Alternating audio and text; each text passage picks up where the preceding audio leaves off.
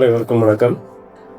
முதுவேநீர் காலம், அதாவது இளைவேநீர் காலம் இருந்து முதிர்வேநீர் காலம் என்ற காலப்போக்கில் நாம் இப்பொழுது இருக்கிறோம். அதாவது குறிப்பாக தென் தமிழகம் இப்படி வெயில் அதிகமாக உள்ள பகுதியில் வாழும் மக்களுக்கான ஒரு உடல்நல வழிகாட்டுதல்.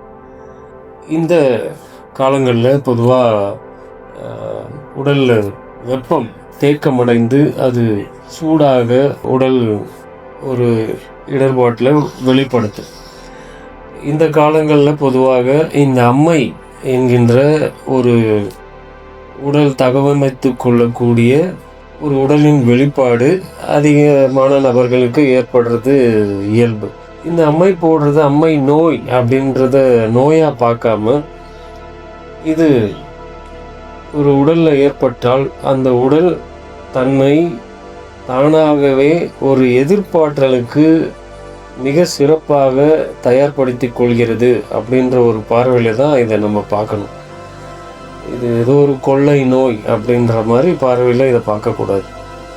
இப்படி அம்மை நோய் ஏற்பட்டவர்கள், அது சிறம்மையோ பெரியம்மையோ எதுவாக இருந்தாலும் சரி, இது அதிகமான தேக்கமடைந்த சூடு, அதாவது வெப்பம் வேறு சூடு என்பது வேறு. உடல் புரிதலில் இதை இப்படி புரிஞ்சுக்கணும். இப்படி தேக்கமடைந்த சூட்டினால் வெளிப்படுத்தக்கூடிய இந்த அம்மை என்கிற உடலின் தகவமைப்பு செயல்பாடு ஏற்படும்போது இது ஏற்பட்டவர்கள் எப்படி இருக்கணும் அப்படின்னா, இந்த அம்மை நோய் சின்ன பிள்ளைங்களுக்கோ பெரியவங்களுக்கோ இது வயது வித்தியாசம்லாம் இதுக்கு கிடையாது. இப்படி ஏற்படும்போது அவர்கள் அந்த நாட்களில் ஒரு மெல்லிய ஆடைகள், காட்டன் சார்ந்த ஆடைகளை, பருத்தி ஆடைகளை உடுத்திக்கணும். ஆண்களாக இருந்தால் வெறும் ஒரு ஷார்ட்ஸ் மட்டும் அப்படி போட்டுக்கலாம். வீட்டில் எதே இருக்கணும், வெளியில் அதிகமாக போகாமல் நல்ல படுக்கை பாய் விரித்து அதில் முழுவதும் இந்த வேப்ப இலைகளை நல்லா காம்பு இல்லாமல் உருவி அந்த பாய் முழுவதும் பரப்பி அது மேலே ஒரு காட்டன் பருத்தி ஆடை, ஒரு வேஷ்டியோ இல்லை ஒரு புடவையோ அதில் விரிச்சிட்டு அதில் படுத்துக்கணும். அதிகமாக ஃபேனு கீழே இருக்க வேண்டாம். ஏசிலையும் கண்டிப்பாக இருக்கவே கூடாது. குளிரூட்டப்பட்ட சாதனங்களை பயன்படுத்தவே கூடாது. அம்மை இது பண்ணும்போது குளிர்ச்சி பண்ணுறோன்னு நினைக்கிறோம், அது குளிர்ச்சியில் உடம்பு அதிகமாக வெப்பமடைய செய்கிறது தான் ஏசியில் இருக்கிறது. அதனால் அதை கண்டிப்பாக தவிர்த்துக்கணும், இயல்பாக இருக்கணும். இந்த நாட்களில் உணவு முறை அப்படிங்கிறது சாறுகளாக, பழச்சாறுகளாக, அதாவது மாதுளை குறைவாகவும் அதோடு இளநீர், அதை அப்பப்போ ஒரு 2 மணி நேரத்துக்கு ஒரு இளநீர் எடுத்துகிட்டு அதில் உள்ள அந்த தேங்காயும் சாப்பிட்டுக்கலாம் பசி இருந்ததுன்னா. இளநீர், அதுபோல் இந்த சாத்துக்குடி ஜூஸ் புழிஞ்சோம்னா அதில் அதிகமாக தண்ணீர் சேர்த்து குடிக்கணும் இந்த நாட்களில். அதில் எதுவும் இனிப்புகள் சேர்க்க வேண்டாம். அப்புறம் இந்த அன்னாச்சி பழம், அதனுடைய சாறு ஜூஸ் அதை எடுத்துக்கலாம். அப்படி பசியே இருக்காது இந்த காலங்களில். அப்படி பசி எடுத்தது அப்படின்னா அரிசி கஞ்சி தான் எடுத்துக்கணும். இப்படி ஒரு 2-3 நாட்களுக்கு பிறகு இது தண்ணி ஊற்றணும் அப்படின்றது நம்ம இதில் சொல்லுவாங்க. அந்த தண்ணி ஊற்றுறது காலையில் ஒரு சில்வர் பாத்திரத்துலேயோ அண்டாவில் நல்லா தண்ணி நிரப்பி அதை நல்லா வெயிலில் வச்சுட்டு அதில் வேப்பிலைகளை உருவி அந்த தண்ணியில் போட்டுடணும். சூரிய ஒளியில் படும்படி வச்சுட்டு அந்த சூரிய ஒளியிலேயே அது கொஞ்சம் இளம் சூடாக இருக்கும். அந்த தண்ணியில் நல்லா தலைக்கு ஊற்றி குளிக்கணும். உடம்புக்கு சோப்பெல்லாம் போடாமல் குளிக்கணும்.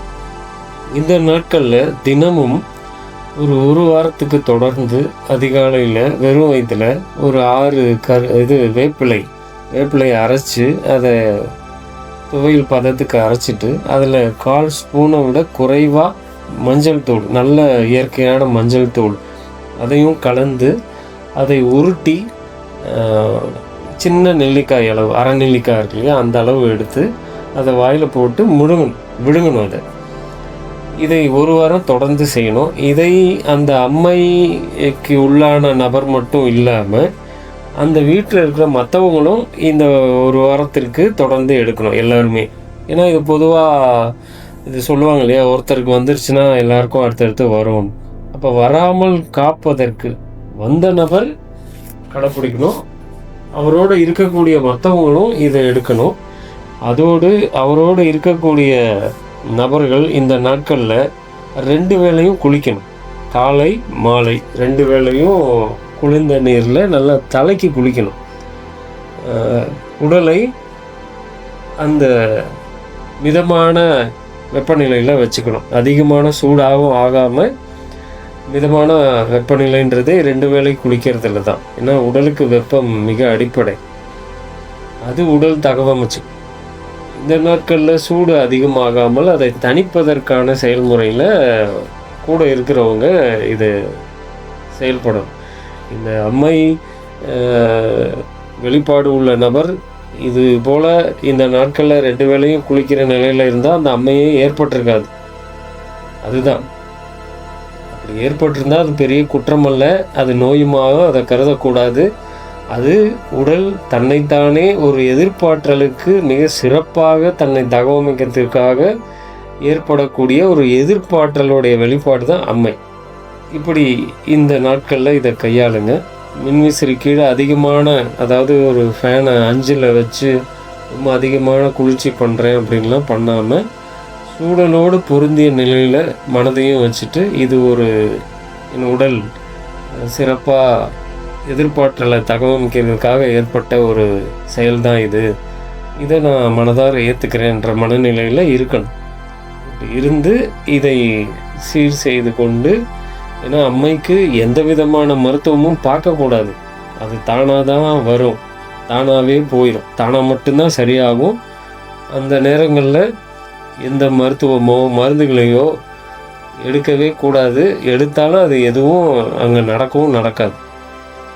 அதனால் சும்மா இருந்தால் சுகம் வந்து சேரும். அதுபோல தான் இது.